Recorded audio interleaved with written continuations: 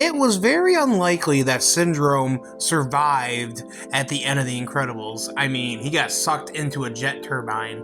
That's why Edna Mode always said, "No capes!" However, what would have happened if Syndrome actually survived at the end of The Incredibles? Let's just say that Syndrome at the last second unties his cape and flies away as the jet explodes. Now, the Parr family doesn't see him doing this because the explosion and Syndrome gets away right away. He then relocates himself back to his island, the island we see in the first movie, and he lays low there for a while. He then sees on the news the events of Incredibles 2, and he sees the mastermind, Evelyn Dever, behind all of it, and he has a sparking interest in her.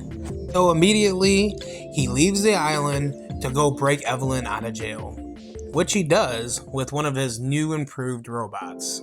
Syndrome and Evelyn begin wreaking havoc on the entire city, calling out the Incredibles. The Incredibles, along with Frozone, go to the city and try to stop Evelyn and Syndrome. However, they are too strong for them, and they have to call in other superheroes as backup. With all the action going on, Bob tells Helen in private that this was all his fault.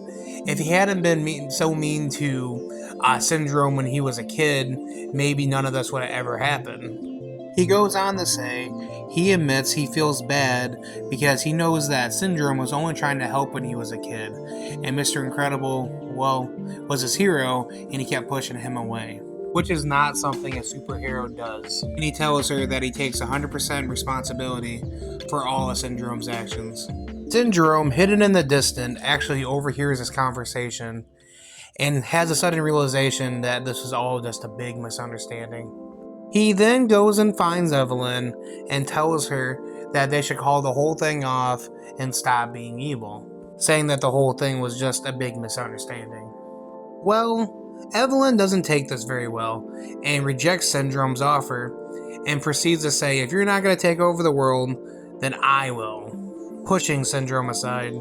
She then continues to wreak havoc on the city. It seems like all the superheroes, except for the Incredible family and Frozone, is still left standing. And when all hope is lost, Syndrome comes in and helps the Incredible family and Frozone save the day from Evelyn. After Syndrome helps save the day, with an epic team up of him and all the other superheroes, Evelyn is taken to jail to a maximum security prison.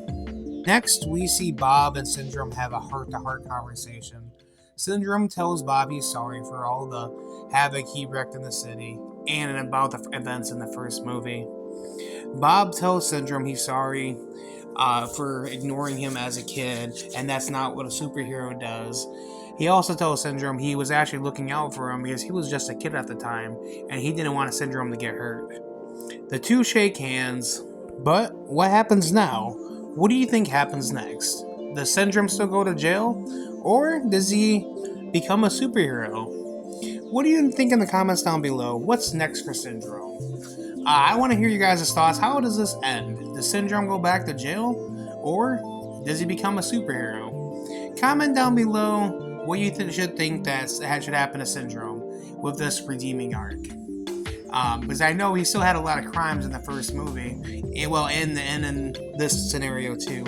But what do you think? Should Syndrome go to jail, or should something else happen? I want comment down below. I want to see what you guys think happens next, and subscribe for more videos, guys. I love doing these.